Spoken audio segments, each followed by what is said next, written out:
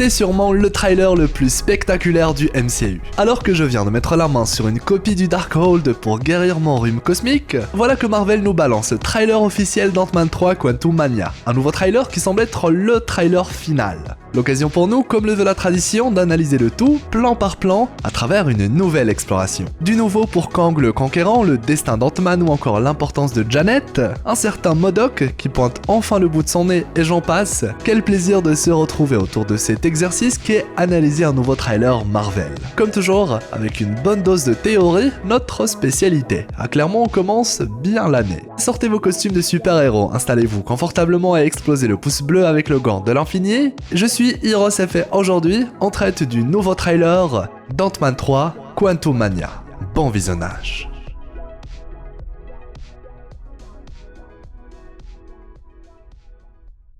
Alors que le premier trailer du film Quantumania nous a permis de découvrir l'ambiance générale dans laquelle allait se dérouler le troisième film Ant-Man, avec entre autres l'exploration du monde quantique au centre de l'intrigue, voilà qu'on entre véritablement dans le vif du sujet avec ce nouveau trailer, avec de nouvelles précisions quant à la vraie nature de cet endroit, ainsi que des personnages importants qui y évoluent. Aujourd'hui, il est de plus en plus certain que Kang est bel et bien prisonnier du monde quantique. C'est en tout cas ce que tend à nous faire comprendre son nouveau dialogue avec Ant-Man, avec qui il partage un élément très important. Ils ont tous les deux perdu beaucoup de temps, chose à laquelle Kang peut remédier, mais pour cela, il a besoin de l'aide d'Ant-Man.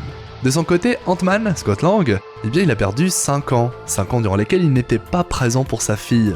Car souvenez-vous, il était bloqué à l'intérieur du monde quantique durant le snap de Thanos. Et ces 5 ans perdus, eh bien ça semble beaucoup lui peser aujourd'hui, et il désire au fond de lui-même changer la donne. Ce qui explique pourquoi la proposition de Kang lui semble intéressante, car ce dernier prétend être capable d'altérer la nature du temps. Je cite, « Cet individu peut réécrire l'existence et briser des flux temporels. Et ça on le sait qu'il en est capable. » Ant-Man rétorque alors que faire confiance à Kang est le seul moyen qui lui reste pour réparer ce qu'il a perdu. Un coup risqué, un pacte avec le diable, voilà le chemin qu'a choisi d'emprunter Ant-Man. Ce qui veut dire que la dynamique entre Kang et Ant-Man est très différente de ce à quoi on s'attendait au départ. Si Kang garde Cassie prisonnière dans le but de faire chanter Scott, l'obliger à travailler pour lui, voilà qu'on découvre qu'Ant-Man est beaucoup plus impliqué qu'il n'y paraît, car aider Kang reviendrait à l'aider lui-même. Il voit alors en toute cette situation l'occasion rêvée de rattraper le temps perdu, mais genre littéralement le rattraper. Mais du coup, c'est quoi le plan de Kang pour Ant-Man ? Eh bien, il s'agirait de récupérer quelque chose de très important. Et il semblerait qu'il soit question de cette sphère aperçue dans le premier trailer.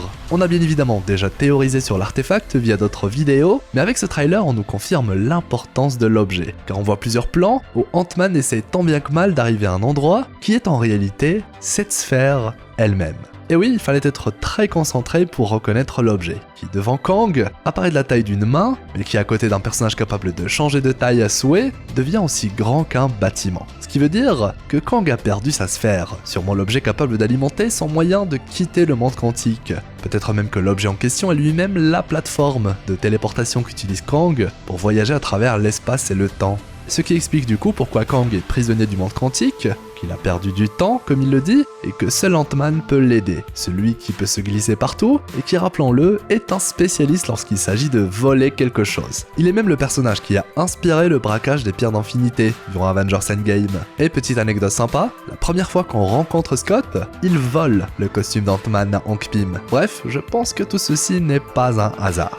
Sauf que les choses sont beaucoup plus complexes qu'il n'y paraît, car oui, la question la plus importante qui subsiste, malgré notre raisonnement et les réponses qu'on trouve, c'est pourquoi Kang ne vole pas l'objet lui-même.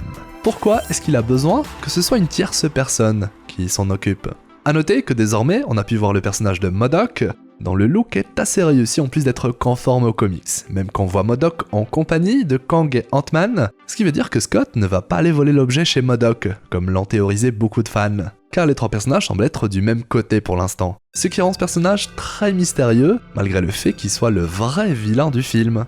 Ce trailer se concentre d'ailleurs tellement sur Kang qu'on a l'impression qu'il est le super vilain du film, une manière très intéressante de brouiller les pistes et de garder le rôle de MODOK encore top secret.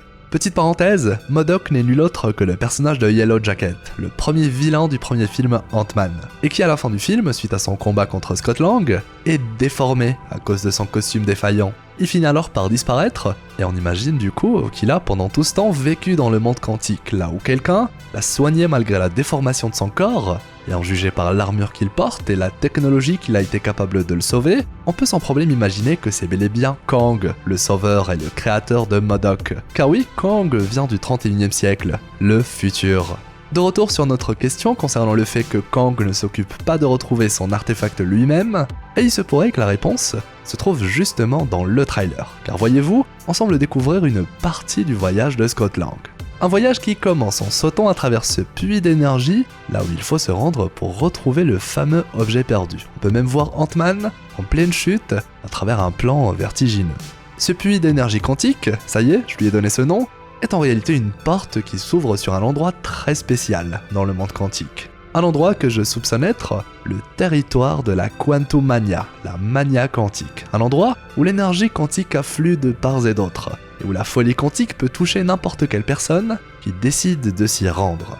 On peut se voir en double, en triple, en x100, en x1000. C'est l'endroit où se trouve un nombre incalculable de T variants. Il est peut-être même question d'un endroit où se retrouve tout le multivers, plein de versions d'Ant-Man qui travaillent toutes pour leur Kang. C'est alors la course à celui qui va réussir le premier à récupérer l'objet perdu, un combat entre Ant-Man et lui-même, des versions folles de lui-même, toutes atteintes de la mania quantique. Bien évidemment, ce ne sont pas forcément de vrais variants.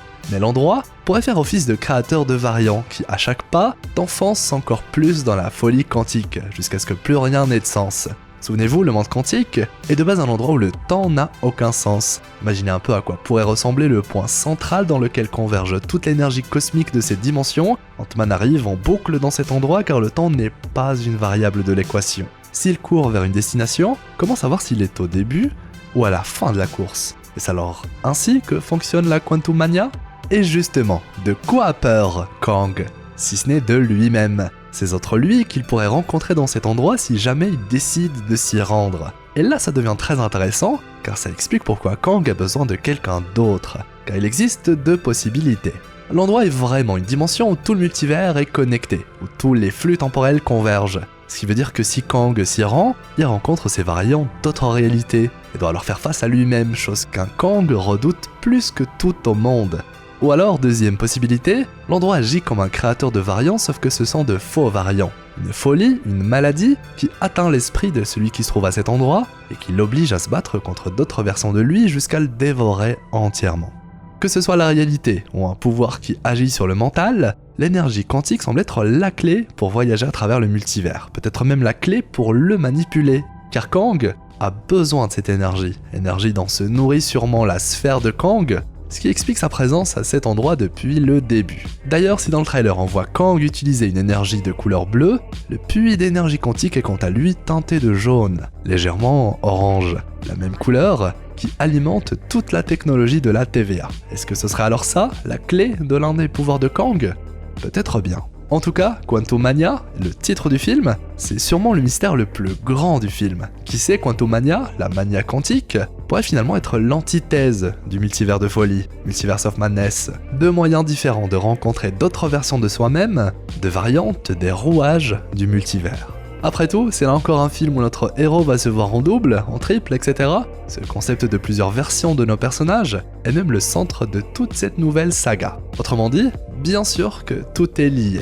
Une chose est sûre, Quantumania sera l'occasion pour Kang d'enfin se libérer du monde quantique, pour débuter sa dynastie dans Avengers 5, Kang Dynasty. Les deux films étant intimement liés. Reste à voir quel sera le destin d'Ant-Man. Personnellement, je ne pense pas qu'il va mourir, à voir ce que le film va décider de nous raconter. Le personnage de Janet sera d'ailleurs lui aussi très important, car elle semble avoir déjà rencontré Kang. Elle dit même à Scott de ne pas lui faire confiance, comme si Kang avait déjà utilisé Janet pour une raison quelconque, et qu'il n'a finalement pas tenu parole. Leur relation est encore très floue, c'est peut-être à cause de Janet que Kang a perdu son artefact, les deux auraient alors essayé de fuir l'endroit en s'entraidant, une autre partie de l'histoire que le film va peut-être nous raconter, en espérant que la vengeance de Kang si jamais il a été trahi par Janet, ne signifie pas la mort de ce personnage, car je trouve qu'elle a beaucoup de choses à apporter à l'intrigue principale de la saga, en étant l'un des rares personnages à connaître Kang personnellement.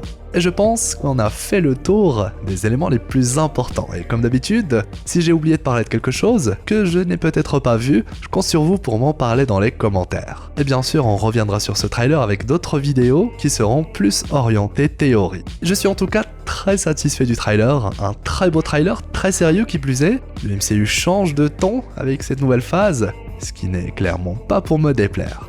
Voilà, merci à vous, à toi, d'être resté jusqu'à la fin, ça me fait plaisir. On passe un bon moment et on parle de belles choses qu'on apprécie, et j'en profite encore une fois pour vous souhaiter une bonne année, chers explorateurs. Ah, maintenant on peut dire qu'on démarre bien cette nouvelle année. Et du coup, j'espère que cette vidéo analyse de trailer vous aura plu, et permis d'y voir plus clair dans toute cette Quantum Mania. D'ailleurs, vous en pensez quoi de ce nouveau trailer de Kang de MODOK? Est-ce que ça vous hype ou pas du tout? Merci pour vos commentaires, likes et partages. Merci d'être si nombreux à me suivre. Et je vous donne rendez-vous dans quelques jours pour une nouvelle exploration. C'était Hirosef, votre explorateur d'univers préféré, pour vous servir.